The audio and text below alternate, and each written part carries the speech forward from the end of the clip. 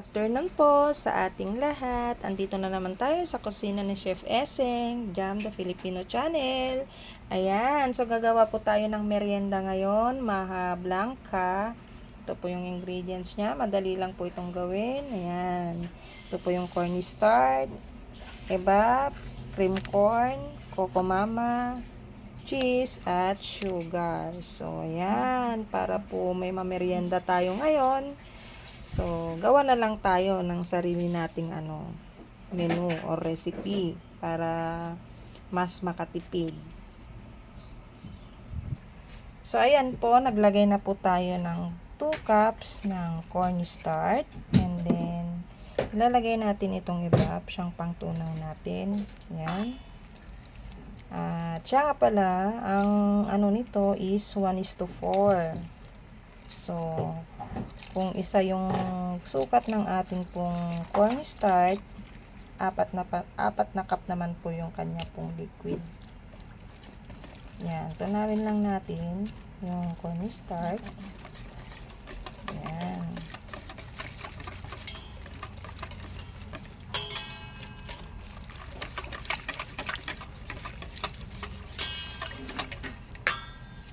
So, ayan po. So, ayan. So, 2 cups po yung nilagay natin dun sa cornstarch na pinangtunaw. So, ito, magpapakulo din tayo yung may gata na siya ng 8 cups. Ayan. Antayin lang natin siyang kumulo bago natin ilagay yung atin pong cornstarch mixture. So, lagyan po natin ng sugar. So, nag-additional ako ng 1 cup dahil bibigyan pa raw namin yung isang kapatid ko. Ayan. So, naging 3 cups na po. 12 cups po yung kanya pong liquid. And then, 2 cups po itong sugar. Kung gusto nyo ng mas matamis, nasa sa inyo na po kung magdagdag po kayo. Stir lang po natin para matunaw. At antayin natin siyang kumulo. Kapag kumulo na to at nilalagay na natin yung cornstarch mixture, kailangan lang natin hinaan yung apoy para hindi po masunog sa ilaga.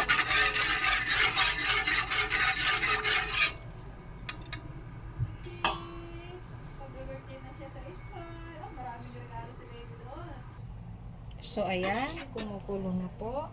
So, ilagay po natin itong ating Jolly Cream Corn. Ito lang po kasi yung available sa amin. Pero mas okay sana yung whole.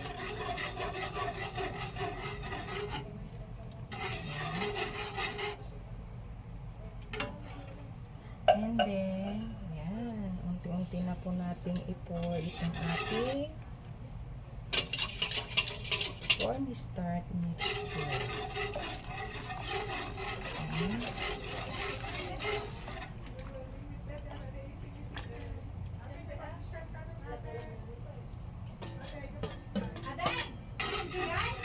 Layo pa.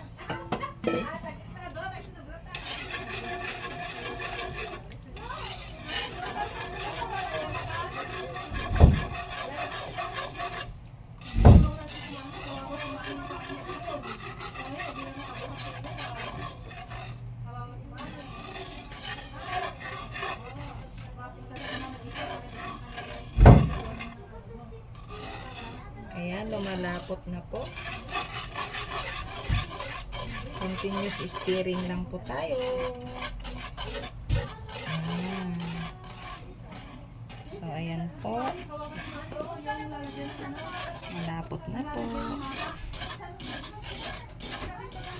Narinig yung sinabi ni mama, yung mami. Ano po yun? Narinig yung Ano po yun? Sandali ko na kayo. Ala, bakit basa dito? Huwag ka kagad, dito kayong pusa.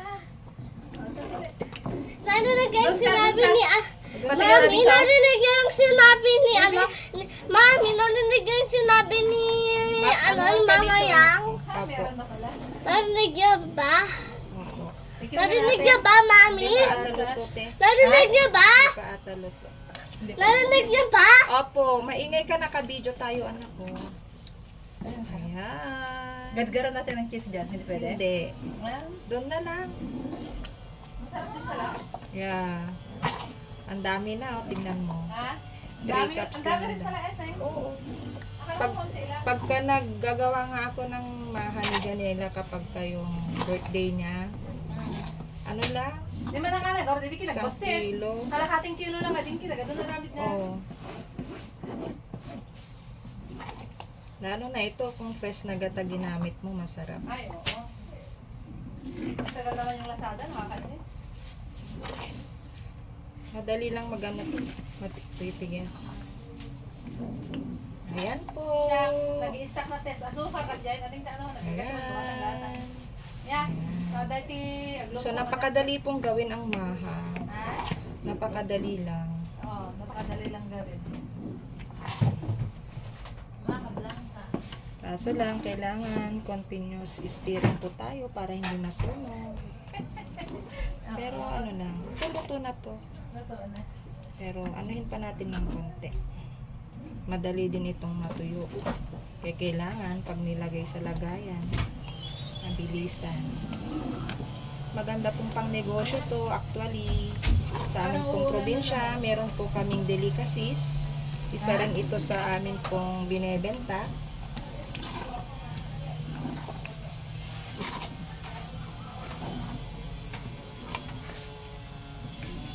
Ayan, okay na. Pala. Galgaran mo So, ayan. Gargaran Luto mo ng ng cheese. ating maha. So, mamaya, kapag lumamig na, pwede na nating gadgaran ng cheese. Ayan. So, napakadali pong gawin ang maha blanca. Basta't may ingredients ka na coconut, cornstarch, sugar, ay pwede na po. At saka kung gusto natin na meron po siyang mais, ayan, mas masarap po. Yung iba, nilalagyan nila ng mani. Pampasarap din yun. Saka cheese. Ayan po. So, salamat po sa inyo pong panonood at hanggang sa muli. Ayan, meron po kaming memeryendahin kapag ka ito ay hindi na mainit. Pwede na po natin kainin, pero mas masarap kung ito po ay ilalagay natin, i-chill muna natin sa atin pong mga refrigerator para mas masarap po siyang kainin. So, salamat po sa panunood at hanggang sa muli. Ingat at God bless po sa ating lahat. So, today is December 7, 2024. Ayan. So, salamat po sa ating lahat at patuloy po ang pagsubaybay nyo sa atin pong mga niluluto. Ito po ay mga pagkain na talagang kinakain lang po natin sa araw-araw. Kung ano po yung akin pong binibidyo, sineshare sa inyo, yun po yung everyday na amin pong kinakain sa umaga, tanghali, hapunan, o kaya sa merienda po. So, yun lang po muna ang amin pong nakakayanan, kaya ito muna yung akin pong na-share sa inyo. Salamat and God bless us all.